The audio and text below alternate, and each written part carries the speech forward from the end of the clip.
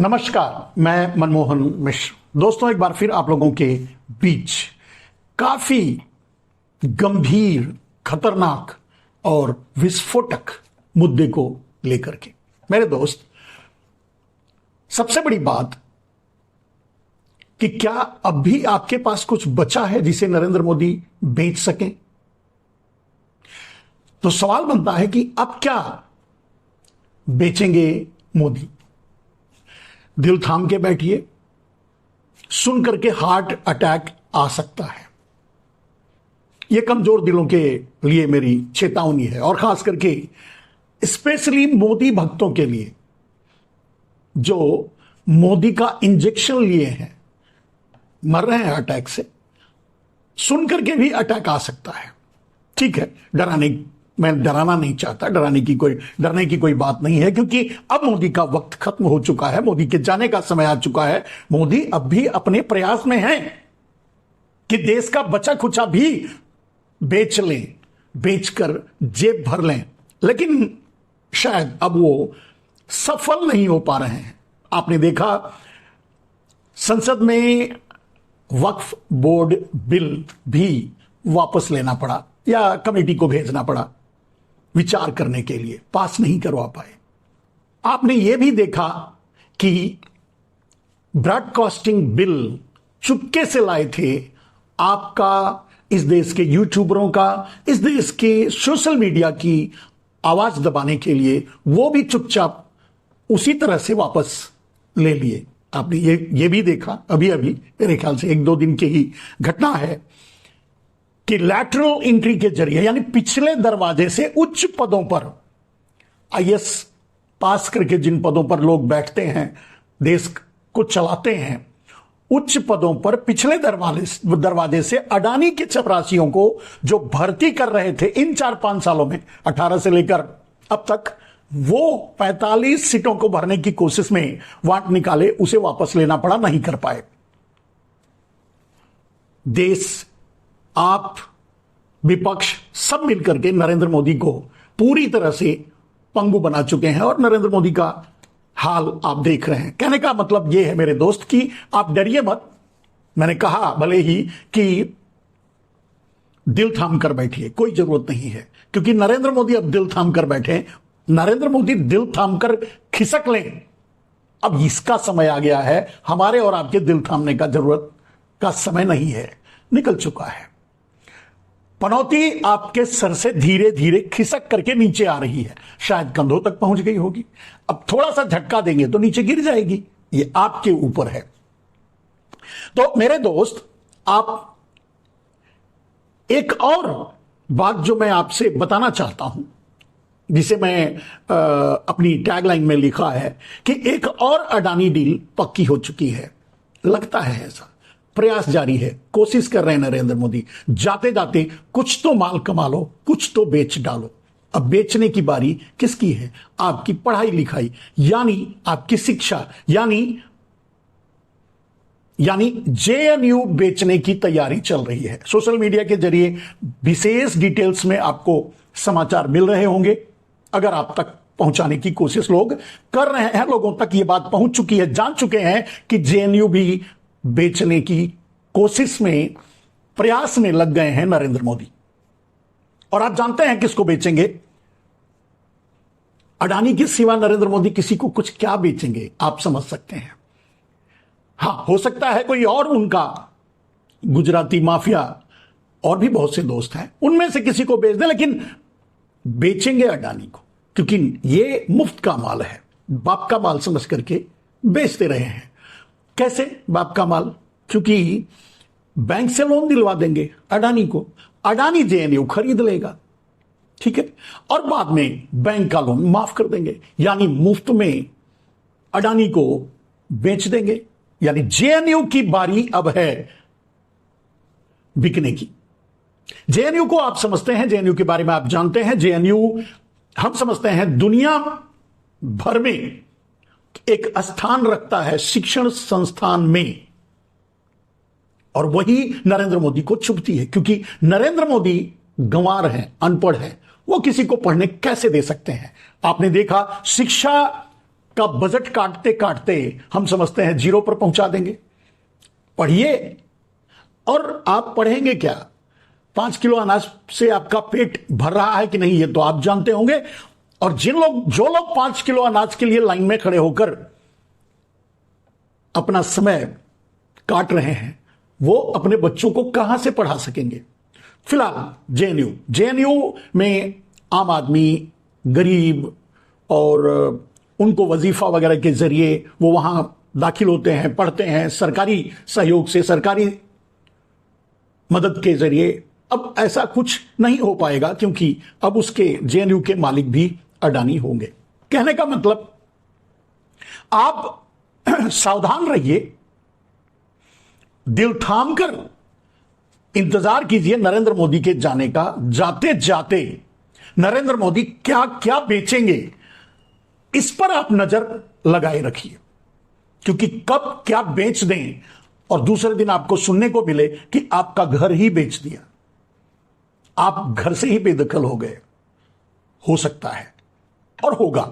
अगर नरेंद्र मोदी रह गए तो जाते जाते तो इतना बड़ी हिमाकत नहीं कर पाएंगे कि पूरा देश किसी दूसरे देश को बेच दें। बेच सकते हैं, बेचने में ही माहिर हैं, और उन्होंने खुद कहा कि वो गुजराती हैं, व्यापार उनके खून में है। तो जिसके खून में व्यापार है वो बेचेगा, कुछ भी बेचेगा, और किसी को भी बेचेगा, अपने देश को बेचेगा, दूसरे देश को बेचेगा। अडानी को बेच रहा है, कल किसी और को बेचेगा, डोनाल्ड ट्रंप को बेचेगा, किसी थैचर बंधु को बेचेगा, किसी और अंतरराष्ट्रीय पूंजी चीन को बेच देगा, बेचेगा और बेच रहा है।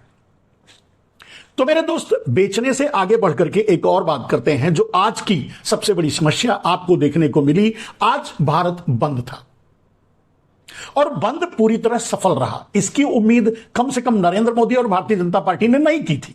उसके बावजूद भारत बंद सफल रहा आरक्षण के मुद्दे को लेकर के। लेकिन एक बात मैं अपने आरक्षण के मुद्दे पर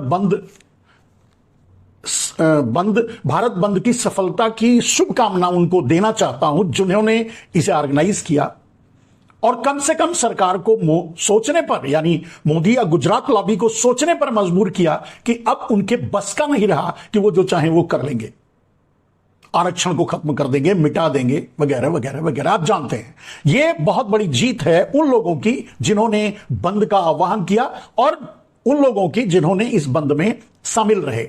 दिल से हम भी इस बंद के साथ थे और हमारी शुभकामनाएं, या यूं कह सकते हैं हां कि सफलता की कामना थी और हुआ, सफल रहा। सफलता का परिणाम यह रहा कि अब बीजेपी, आरएसएस या उसके और भी जो अपंखे टपंखे हैं, वैसे भी गोदी मीडिया, डाबर मीडिया, सुपारी मीडिया में ये आपको दिखाई नहीं दिया होगा, लेकिन सच ये है कि बंद पूरी तरह सफल रहा और सभी बंद का समर्थन किए। लेकिन आरक्षण के मुद्दे पर मैं बंद कराने वालों से भी, पूरे देश से भी मैं एक अपील करना चाहूंगा। ये मेरी अपनी सोच है, मेरा अपना ख्याल है, इसे राजनीतिक रूप से ना लें, लेकिन अगर आज हम आरक्षण के लिए लड़ रहे हैं, आरक्षण हमारा हक है और हमें मिलना चाहिए। जो व्यवस्था आरक्षण की बाबा साहब अंबेडकर ने हमें दे दिया है, दे के गए हैं, हम उससे हिलना नहीं चाहते और हिलने नहीं देंगे, उसे मिटाने नहीं देंगे भारतीय जनता पार्टी को। लेकिन सवाल यह है कि क्या नरेंद्र मोदी के रहते किसी को कोई आरक्षण का लाभ मिल पाएगा या मिलेगा?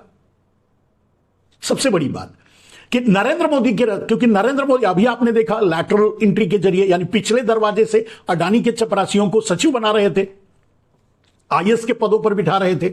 इसी तरह का काम नरेंद्र मोदी कर रहे हैं।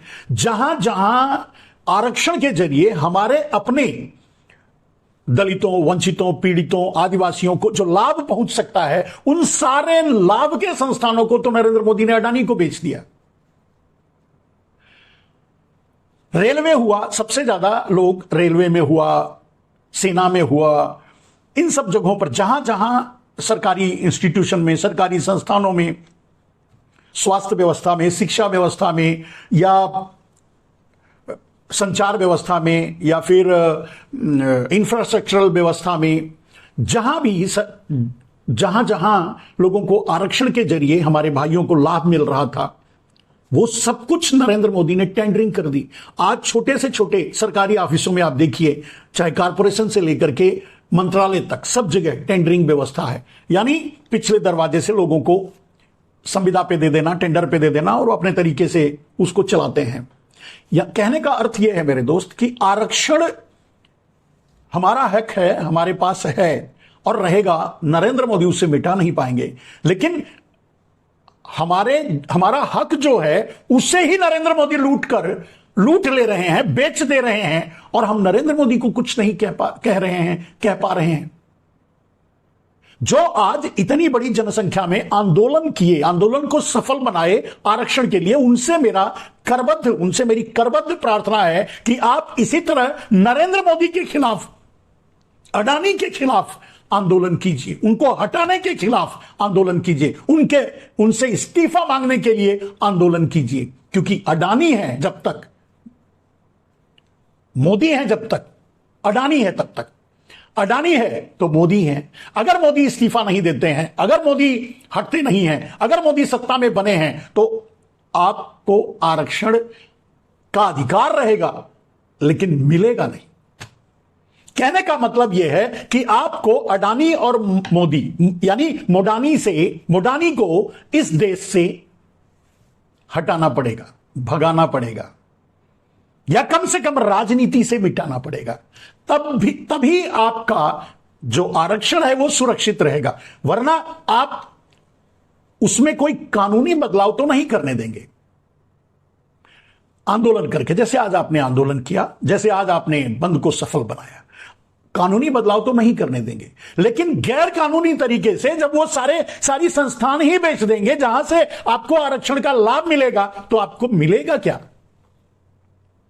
मैं आपसे बस ये गुजारिश करना चाहता हूं, बताना चाहता हूं, मेरी अपना तरीका भाषा है, मेरे ख्याल से आप समझ गए होंगे कि जरूरत है आज मोदी को हटाने की, मोदी से इस्तीफा मांगने की, मोदी को बेदखल करने की। क्योंकि मोदी रहेंगे तो आपका आरक्षण किसी भी कीमत पे नहीं बचेगा, क्योंकि वो संस्थान ही नहीं बचेंगे जहां से आपको आरक्षण का फायदा मिलना है। जैसे जेएनयू, अगर यहां आपको आरक्षण मिलता है तो जेएनयू को जब अडानी खरीद लेंगे तब आपको कहां से मिलेगा आरक्षण? कहने का अर्थ यह है कि अगर अडानी और मोदी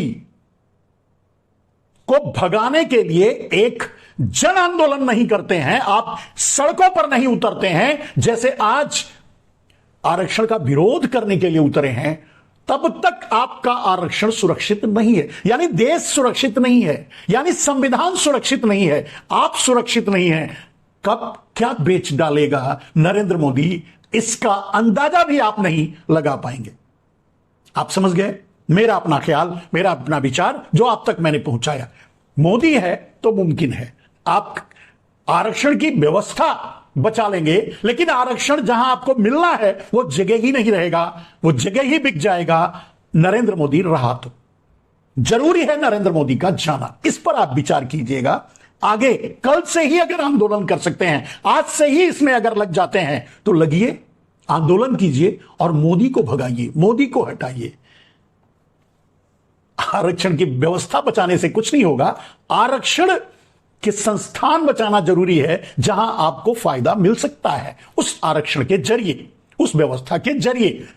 कहने का मतलब, अगर बाबा साहब का संविधान ही खतरे में है, अगर लोकतंत्र ही खतरे में है, अगर देश ही खतरे में है और मोदी बेच ही डालेगा, फिर संविधान लेकर आप क्या करेंगे? आप समझ गए ना? जैसे अगर नरेंद्र मोदी भारत को ही बेच दिया किसी देश को, तब आप क्या कर लेंगे? और धीरे धीरे अंडरग्राउंड तरीके से भारत को नरेंद्र मोदी चीन को बेच रहे हैं। आज आप सांस नहीं ले सकते, सुबह से लेकर सोने तक आप चीन के ही 70% सामान का प्रयोग कर रहे हैं। यानी आप गुलाम हो चुके हैं, 70% गुलाम हो चुके हैं, और यह नरेंद्र मोदी की देन है। आप समझ गए? तो अगर देश को ही अगर नरेंद्र मोदी चीन को बेच देंगे, व्यवस्था को ही नरेंद्र मोदी चीन को बेच देंगे, तो आप संविधान को ही रखकर क्या कर पाएंगे? सोच के देखिए। संविधान बचाना है तो मोदी को भगाना है, देश बचाना है, लोकतंत्र बचाना है तो मोदी को भगाना है। मोदी के रहते आप कुछ भी नहीं कर सकते, बिकने के सिवा चुपचाप, और बिक करके भी ताली ही बजा पाएंगे, कुछ नहीं कर पाएंगे, याद रखिए। अब थोड़ा और उससे आगे बढ़ते हैं। हम, आप या हमारी और आपकी लड़ाई, इस देश की लड़ाई क्यों सफल नहीं हो पाती?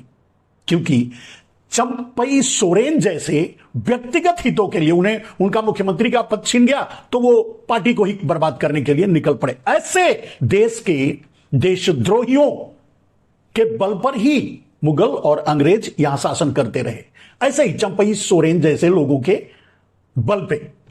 लेकिन अब देश समझ चुका है, चंपई सोरेन कहीं भी जा सकते हैं, गटर में गिर सकते हैं, यानी कमल यानी गटर में ही होता है ना, तो गटर में भी गिर सकते हैं, लेकिन खिल नहीं सकते, क्योंकि जनता जान चुकी है।